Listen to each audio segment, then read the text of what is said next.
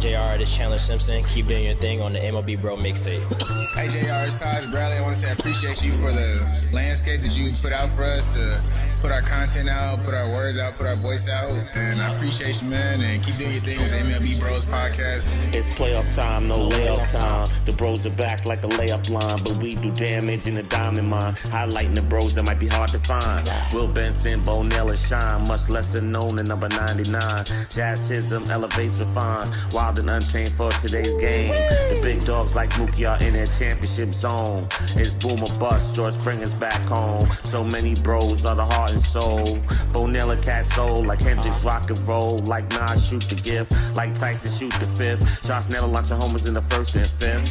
It's ridiculous. Trey Grisham just hit another ball for days. Chase Burns 100 Green leading red wave. Aaron Judge is Stanton, Bass Brothers magic. They didn't win the game, but the bros will cherish every 100 Green inning. Shout out to Dr. Sticks. If it never went down, Cleveland's in that playoff mix. My heart goes out to the baseball blacks. We dedicate our lives to relaying the facts. Introducing a generation of bro bombers, showstoppers, a bunch of Obamas who be in cages. And we come in different flavors. 2025 postseason, the bros are major. Next year will Cedric Mullins be real in Citi Field? Will Magic Johnson do it again? Will Dave Roberts do it again? Will Jason Crawford make the Mariners shooters again? Maybe.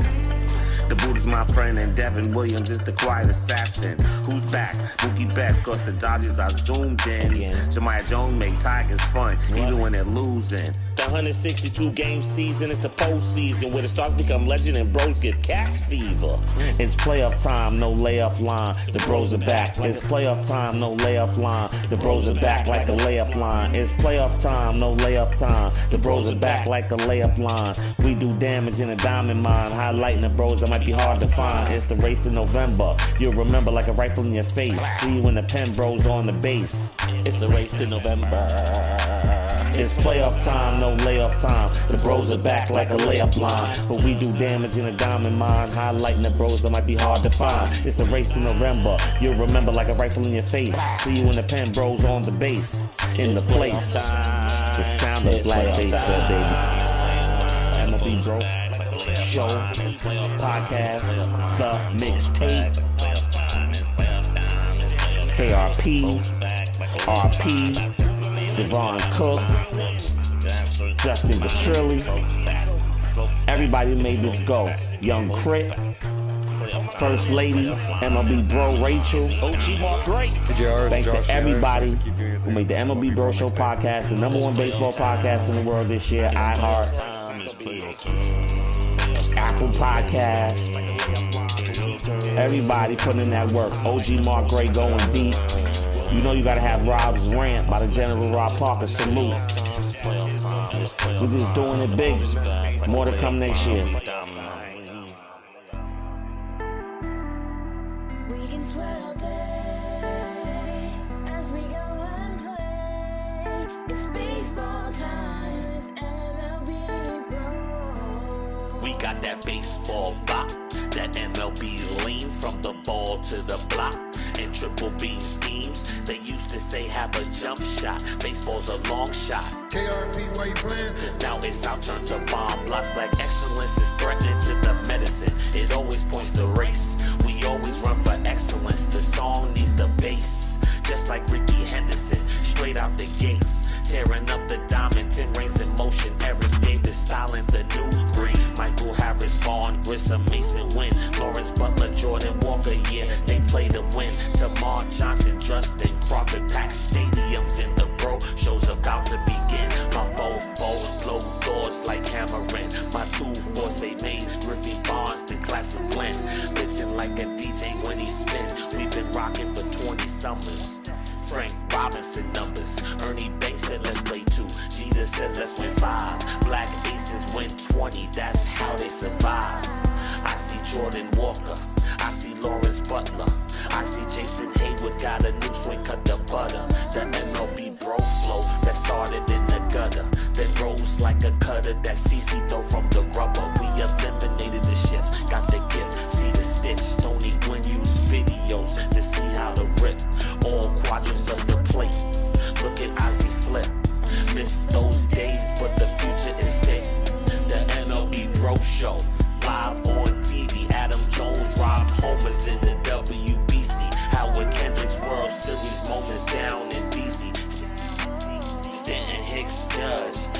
control love. Keep Brian Hayes amazed with his golden glove. See him storm, Mookie Betts is the plug. Living George Springer dingers, TA middle fingers, respect is due.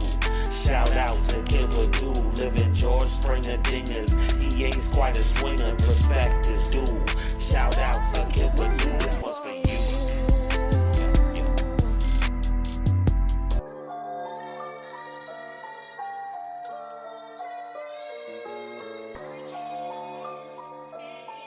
KRP, why you playing so?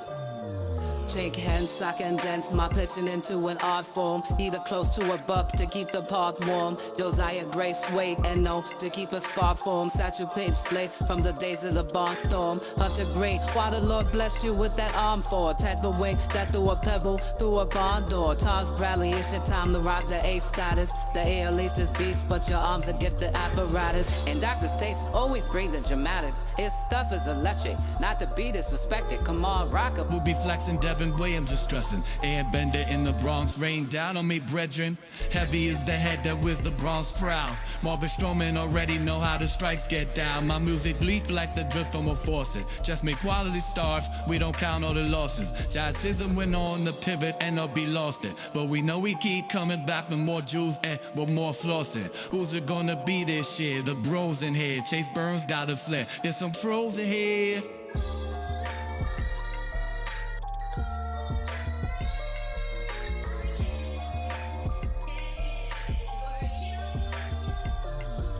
Loris Butler's clear to have a heck of a year. Mason winning, Jordan Walker gonna hit slugging cold. Crush the blow, flow is so nuts. Who could really hold us? Private jets, no bus, salary bonus. Michael Harris might win an MVP this season. The base still in treason could very well be the reason. We lost Ricky and Willie, I'm cracking the Philly. Matu and Nawuka, pills are fake shooters. Hunter Gray got the long arm of the law. Could be Cy Young this season. He corrected the flaws. He dips and dribbles, we swing for triples. Protect the plate like a stash house with 50 kilos. We up.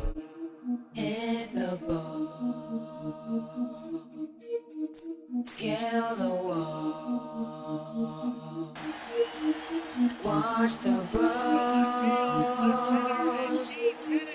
run the show.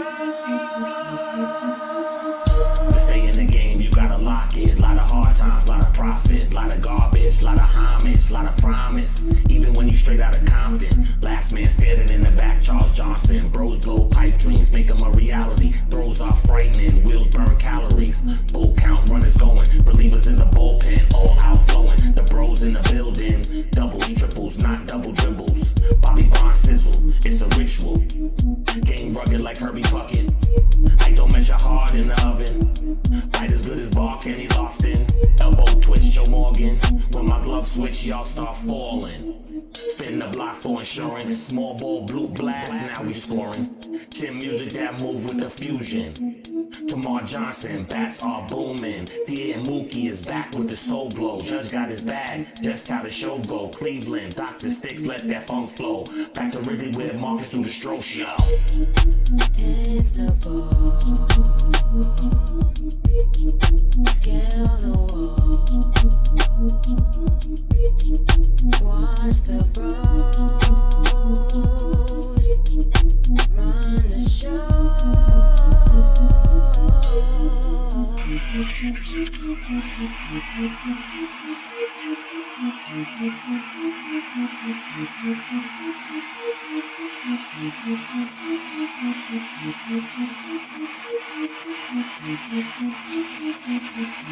The Walk Off, MLBbro podcast, the Mixtape.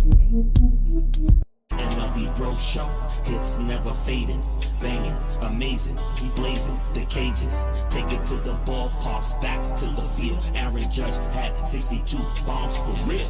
No juicing, producing, or baseball collusion. Snoozing, continue to bruise like blues music. MLBbro show, mixtape soul infusion. KRP, why you playing so? Mega grind, cheddar time, it's leather time. There's money on my mind, but the paper's in a better grind. The soul is intertwined with the wisdom of the better bond. The bros are in line with the rhythm and the better vibe. Hold Holy scribes, Willie Mays dies. Don Newcomb times when the graveyard was down by the third baseline. The social media vibe was that of a race con, but the ball don't stop for politics. It's sure not for FaceTime. Don't waste time, the bros. We about to case slime. There's only 6%, so all we do is race time. Replace time, the next black ace. You won't take mine. The music makes the MLB bros embrace shine. My metrics play in any era up to today. Some come fast and blast right through it. Others slow rolling up like Royce Lewis. And Marcus Stroman motion that's fluid. Albert Bell terrorizer, the former true, and watch me do it while the crowd say, oh yeah.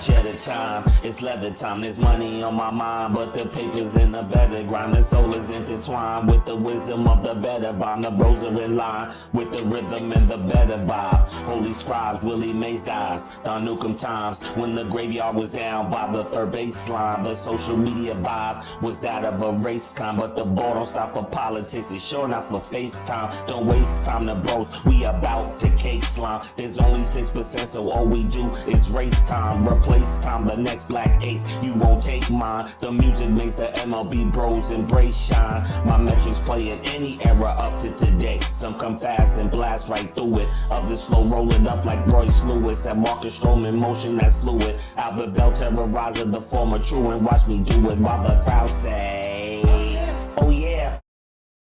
This is Brett Quintine with Brett's Reps for MLBbro Show Podcast, The Mixtape. The 1980s. It was a great decade, perhaps my favorite, for music. I think it was the 1990s, though, that takes the cake with bros getting it done in the field. So much happened in baseball in the 1990s. Looking back on it, it was kind of an era, though, for bro dominance in the outfield. We gotta go back 30 years to find something special with the Gold Glove Award. I'm gonna take a look at 3 cats who could track down those deep fly balls in the American League outfield. One is a household name, Hall of Famer. One is a guy who'll say, oh shoot, he was good and fast. The other was a World Series champion, and it's like, wow, I remember him. Let's take a look at the Hall of Famer first. Ken Griffey Jr. Pretty obvious he would make the list. He did his work nice and neat. 10 Gold Gloves, one for every year of the 90s, all with the Seattle Mariners. He had range, he had footwork. To see him patrol center field was a thing of beauty. He, of course, gets his props offensively, but to see him in his defensive prime, that was special. The errors were far and few between. How about another Ken? As in Kenny Lofton. He put together a streak of his own with 4 straight Gold Gloves from 1993 through 1996. Lofton, he played for 11 different teams in his lengthy big league career, but he's best known as a Cleveland Indian. That's where he led the league in stolen bases 5 straight seasons. Told you he was fast. He also became a perennial all-star during that time. The 4 straight Gold Gloves, that's impressive, but you know what's just as important to me? He took command of an outfield that included Manny Ramirez and Albert Bell. That's some personalities right there. Lofton, you did your thing. That's why you're in the Guardians Hall of Fame. Y'all remember Devon White? He finished his career with 7 outfield Gold Glove awards. The last one came in 1995, 2 with the Angels in 1988 and 89, the others with Toronto, 5 of them where he helped lead the Blue Jays to back-to-back titles north of the border. That was a special year for White in 1995. It was his last season in the American League. He would spend the rest of his career with 4 National League teams, including the World Series champion Florida Marlins in 1997. Why do we go back 30 years and focus on 1995? Because that's the 3rd straight season that Griffey, Lofton, and White won the award together. Now that's some brothers in the outfield. There's a steady presence in the Pittsburgh Pirates lineup that doesn't get a lot of attention, and that's Ke'Bryan Hayes.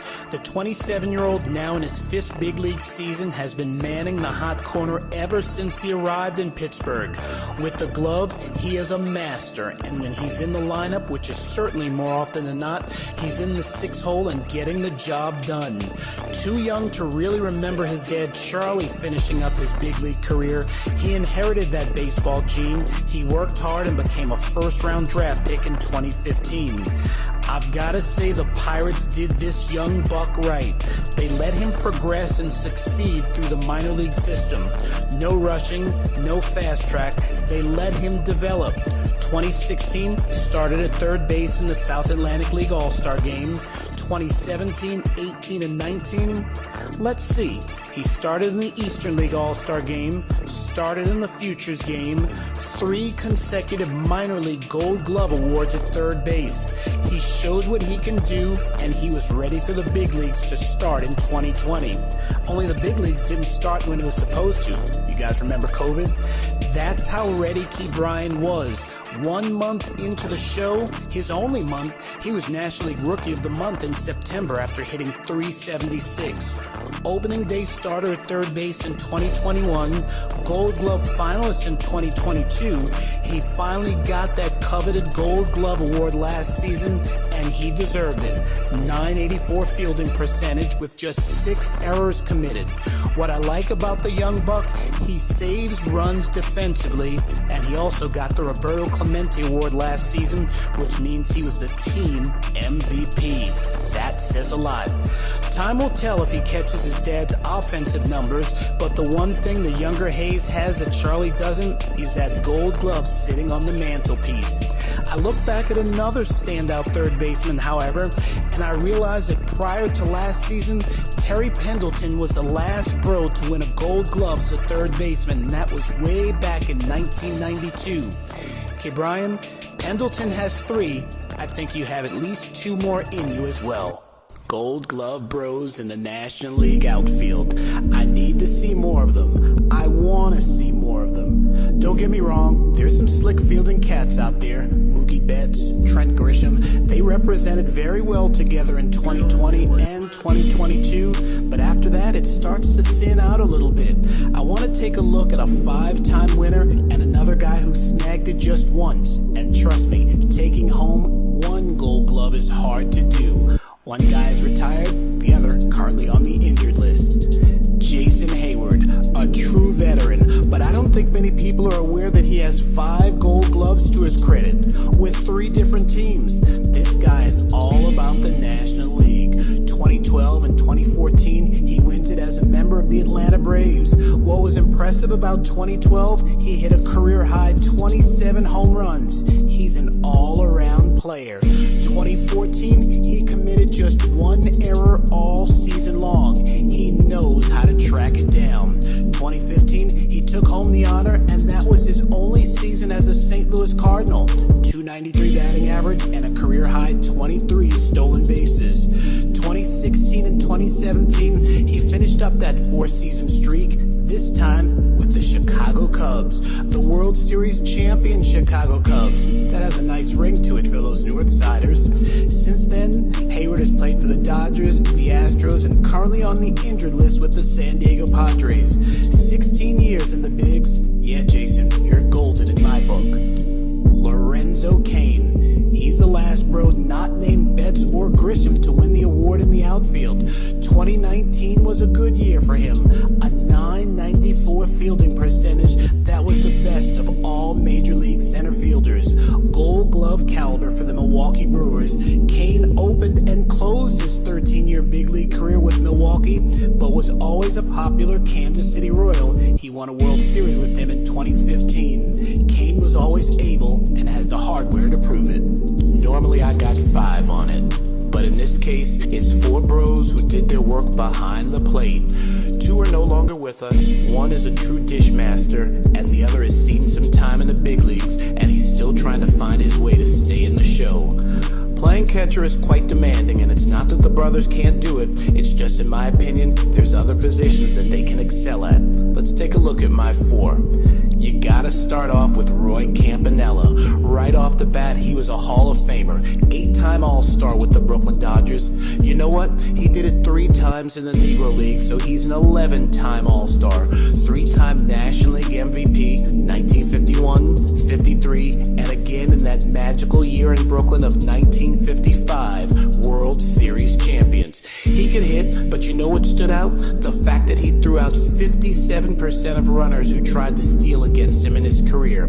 That was just before the Gold Gloves were being awarded, but if they had it during this day, you could bet he would have won the award multiple times. He threw out 60% of would-be base stealers in 5 different seasons. Let's stay in New York and talk about Elston Howard. He played for the Kansas City Monarchs as well as the Boston Red Sox, but he's most known as a New York Yankee. Howard spent 12 seasons as a player in the Bronx and won 4 World Series during that time. 1963 AL MVP with a career-high 28 home runs. As we said, the brothers can hit, but winning back-to-back Gold Glove awards in 1963 and 1964, that's what made him a top-notch catcher.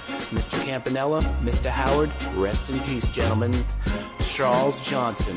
I'ma call him the dish master because this guy I got to see in person and he was good. He played for 12 seasons and was a very popular clubhouse guy. Big-time teammate every place he went. 6 different teams, but Johnson was most known for his time with the Florida Marlins, the World Series winning Marlins in 1997, 2-time All-Star, and was the recipient of 4 consecutive Gold Gloves, including his rookie year of 1995. Charles Johnson was for real all that as a catcher, and we were blessed to see him catch 3 no-hitters. Chucky Robinson. He's a catcher in the Los Angeles Angels organization. He's on the 40-man roster, which means he's truly on the radar of the parent club. He was a 21st round pick of the Houston Astros in 2016 and made the climb through the minor leagues. 2020 slowed down all minor leaguers, but he made his big league debut in 2022 with the Cincinnati Reds. He resurfaced in 2024 with the Chicago White Sox, but the brother keeps pushing through. He's behind the plate. He's trying to control the dish. More so, he's got the bloodlines. His dad and granddad both were catchers in the minor leagues. He's Charles Robinson III, and I endorse this message. Postseason, that's what you strive for. As Herm Edwards said in another sport, you play to win the game. As I look back, I've got 5 playoff moments that featured bros that really stand out to me. All of them happened in October, of course, all of them memorable, but in this instance, it was the bros who had the spotlight. Let's start off with Ken Griffey Jr.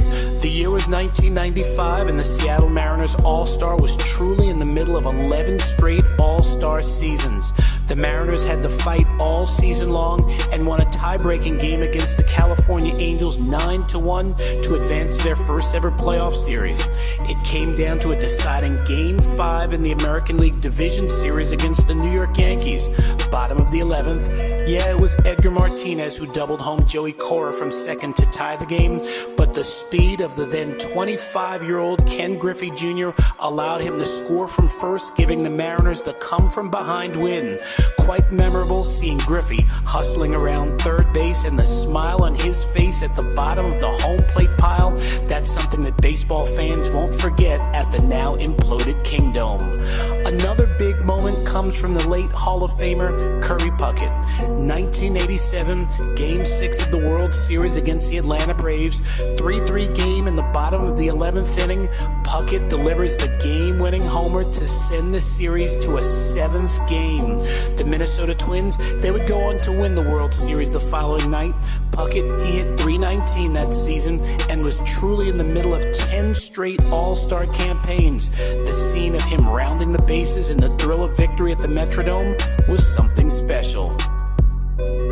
Ozzie Smith, he was never considered a power hitter, nowhere near it.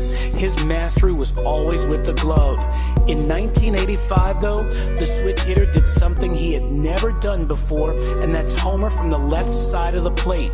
It happened in Game 5 of the National League Championship Series against the Los Angeles Dodgers. 2-2 game, bottom of the 9th inning, he pulled a Tom Niedenfuhr pitch down the right field line to put St. Louis up 3-2. Memorable because that was the only postseason homer in Smith's career, and he wouldn't go deep again until 1988.